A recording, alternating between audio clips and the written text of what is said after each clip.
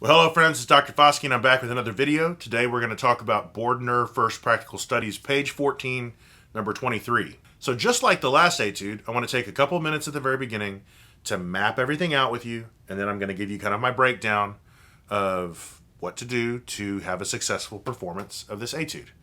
So the first thing that I notice at the very top of the page is the written word, or the printed word, andante. Now we've heard that before, and we know that that means walking speed.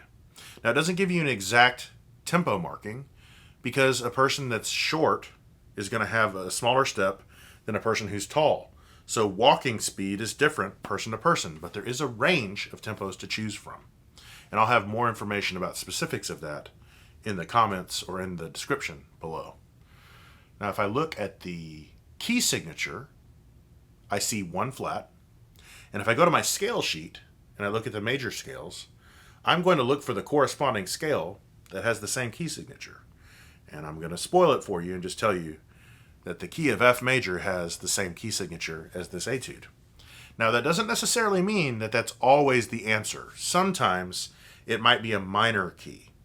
So also, if you look at that scale sheet and you happen to have a D minor scale on that scale sheet, you'll see that it has the same key signature as F major. Those two keys are related, and we can get on into all of that in another video. But for now, the way that you verify what key you're in for this etude is that you look at the very first note and you look at the very last note. And in both cases, I see a concert F. So if the key signature matches up with F major on the scale sheet, and I'm starting with an F and ending with an F, I think we're pretty sure to know that we're in the key of F major. So take some time to learn the F major scale. If you're not comfortable with both octaves, it's okay. I would rather you work on one octave and do it really well than to forsake the scale because you can't play the second octave. While the second octave is something that you need to obviously develop for the audition itself if they call for that scale, one octave scale work is better than no scale work at all. And so you can do what you can do and then work on the part that you can't do, but don't forsake the scale practice completely because you can't play both octaves. I've known a lot of students who've done that, and I'm not quite sure where that idea comes from, but do what you can with what you have, and then work on the rest of it, without any guilt or bad feelings about it. We all are human, and we all have different ability levels, and we can all make everything better with enough time and proper instruction and help. So do what you can, but practice your F major scale. Get really comfortable with that key and scale. Now, is there anything else that's important here? We have more dynamics than in the other etude, which is awesome. That's really great. But once again, I'm going to tell you that there's some stuff, particularly in the second half, that we can do to spice it up even more, because it seems like we get to a kind of a point here in the fourth line where it's all marked mezzo forte to the end. And in my opinion, nothing could be further from the truth. But we'll get to that in a moment. Now, there's one other marking on the page that we need to talk about. Some of you might be confused by it.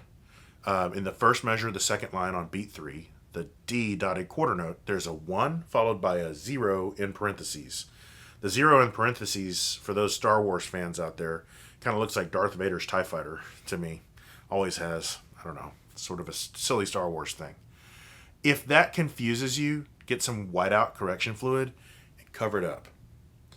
What it's telling you there is that if you play trombone, the 1 means play the D in first position, and the 0 or the O inside the parentheses means play it open on euphonium. But since we don't play euphonium or baritone here, we're playing that D in first position. But again, if it's confusing you, if it's getting in the way or it's distracting you from reading the music, get some correction fluid and just block it out. Okay, so we know the key. The time signature is common time, which is another way of saying 4/4 time. That's pretty straightforward as well. So I'm just going to play a little bit for you.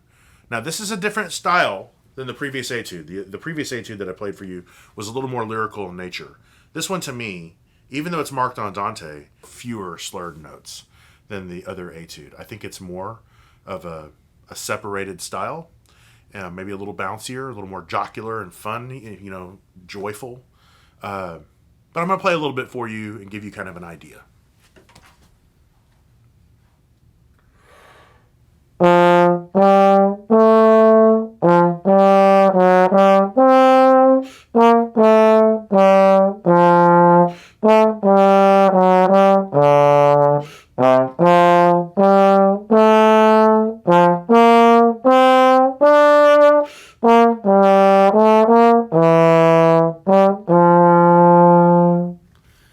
that's the first musical idea, the first musical phrase. And phrase structure is kind of like sentence structure. You know, most sentences, if you don't add commas along the way, it turns into a run-on sentence, right? You have to make sure that your sentence is balanced and it starts with a capital letter and that it ends with some sort of punctuation, and there's probably segmented punctuation like commas or semicolons in the middle to break up the smaller thoughts inside the sentence into something that's coherent and easy to read. Musical phrase structure is very similar to that. Even though this entire phrase that I played for you is 1, 2, 3, 4, 5, 6, 7, 8 measures long, give or take 1/4 note, that's a long time for one musical phrase. So there's a couple of musical commas, we call them breaths, that help sort of segment this out into smaller musical ideas. Now for me, I like to think of these breaths as something that I don't want to memorize. I don't want to keep it in my head and go, well, I know where I'm going to breathe. Take your pencil, and I promise this is a pencil. It looks like a pen, but it's a mechanical pencil. Please never use pen on your sheet music. Because of what I'm about to do, I'm about to mark some breaths on the page. And I want to be able to change that. Because as my musicianship improves, as I get better on the trombone, my breathing improves. There may be times when right now I can't play something for a particular length of time and I need to take a breath. But maybe later I decide I want to put the breath in a different spot, or my band director tells me that it's not the best place to breathe. I need to have the eraser to change that. And if I write it in ink, I might as well get a new piece of paper. So anyway, long story short, get a pencil and use it. I'm going to mark a breath in measure 2 after the dotted quarter note C. And then I'm going to mark a breath again 2 measures later after the dotted quarter note D. Okay, that one's already marked. And then I'm probably going to take a breath again after the dotted quarter note D in the first measure of the second line. And then at the end of the phrase, I'm obviously going to breathe after the dotted half note F before the forte dynamic starts with a B flat. Now, it's important to remember that even though it's the end of the phrase and we feel like we can relax for just a moment, we still have to make sure that we play that dotted half note F the correct length of time. And a dotted half note is 3 full beats. So don't let that taper down into a half note with a full quarter rest worth of space before you play beat 4. Which is why I'm recommending that you breathe in those 3 places inside the 8-bar phrase. It allows you to have enough air to make it all the way through to the end and commit to the entire phrase. Now from there, we have a few back and forths between loud and soft. And I want to take a moment right now and talk about dynamic contrast. Loud playing is fun. I've played trombone for a long time. A lot of loud playing has happened through the years. And I'm not proud to admit that sometimes on the loud end of my dynamics, the sound has changed. It's not always my best sound. And now I like it, but that doesn't mean it's the best, right? So whatever you do in terms of dynamics, your loud playing should still represent your best tone quality. And your softest playing should still represent your best tone quality. Let the quality of your tone be your guide for the limits of your dynamics. But also, just like I talked about with the scale practice, don't forsake your dynamic practice because maybe your soft playing is not as good. Continue to work on the skill, but also allow your sound to be your guide. So if I'm playing forte for 2 measures, and then I'm playing piano for 2 measures, and then back to forte, regardless of how loud or soft it is, it should still be my best sound.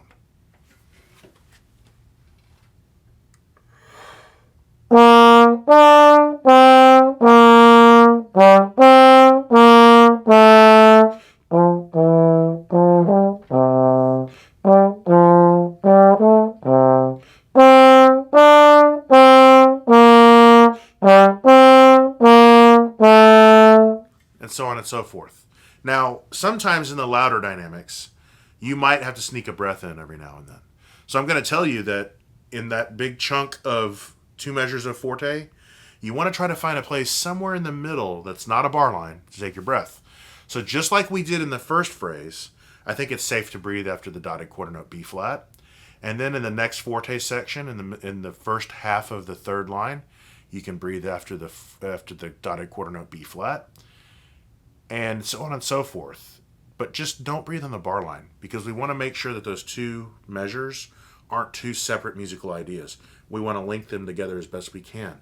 And like we did at the beginning with the eighth note, we want that to be part of the next musical idea. Da, da, da, da, da. That connects those two measures together. Now, I talked a little bit about how it was great to have the dynamic contrast in the first three lines, but the last two lines all seem to be marked mezzo forte. And it's kind of like the beginning of the other etude where there wasn't much in the way of dynamics. And so what did I say last time? You don't want to eat that dry, boring bologna sandwich. You want to have some more things on there to make it interesting. Add a little mustard to the music. So how are we going to do that? Well, I think this etude shows us exactly how to do it. And I want to introduce a new concept to you here. It's called a sequence. Now, the way a sequence works, if you look rhythmically at the first two measures of the fourth line, then the second two measures of the fourth line, compare those rhythmically. And I think you'll find that they're very, very similar. The notes are different, but the contour of going down on pitch and then back up, and then slightly back down and slightly back up, that same contour, if you lay them over the top of each other, they're only separated by a step in the music. One starts on an F, the next one starts on a G, and they follow the same contour. Then if you look at the last two measures of the fourth line, and then the next two measures after that at the beginning of the last line, those follow a very, very similar pattern rhythmically and a slight variation in terms of contour. Now, what that means is that you can add a little something to the second one, make it different in some way. Yes, it's marked mezzo forte to the end, but it doesn't mean that that's what we have to stop with. So if I play the first two measures of the fourth line, mezzo forte,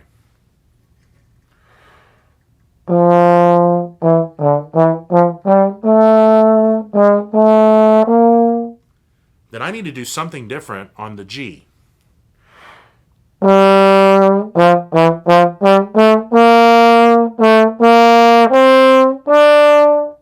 So what I'm going to do probably is I'm going to play measures 3 and 4 of the fourth line. I might just call it mezzo forte plus. I don't know if I want to go all the way up to forte dynamic, but I do want it to be a little bit louder. I want to reinforce. It's kind of like this. Maybe this has happened at your home. Maybe you're sitting playing video games on the couch, and mom or dad or grandma or grandpa or whoever you live with, the adult that you live with, comes and says, "Hey, can you take out the trash?" "Yeah, let me finish my level." Okay. And then you and I both know that an hour goes by, and they walk by again, and they go, "I thought you were going to take out the trash." And you go, "Yeah, I'm going to do it. Let me finish my level." You're on a new level, but you're in the middle of it. And then they come by again, and they're like, "You didn't take out the trash." Musically, it's kind of like that. Did you take out the trash? Did you take out the trash? Take out the trash! You have to increase sort of intensity along the way. Or you can go the other direction. You can start intense, and it can relax over time. So what I do here is kind of that idea. At the beginning of the fourth line, I'll state the two measures one time. I'll state them again a little louder. And then when it changes to something different, I'm going to probably, as the line descends from the D down to the G, down to the F, I'm going to actually relax the intensity. So sort of a crescendo for 4 measures, and then a diminuendo for 4 measures. And then if you look at the last 4 measures of the entire etude, it looks an awful lot like the very beginning. This is what people talk about when they talk about a recap. A recapitulation is the big word, the long word that's taken from. A recapitulation is like a restatement of the theme from the beginning. So I'm going to pace out these last 2 lines accordingly.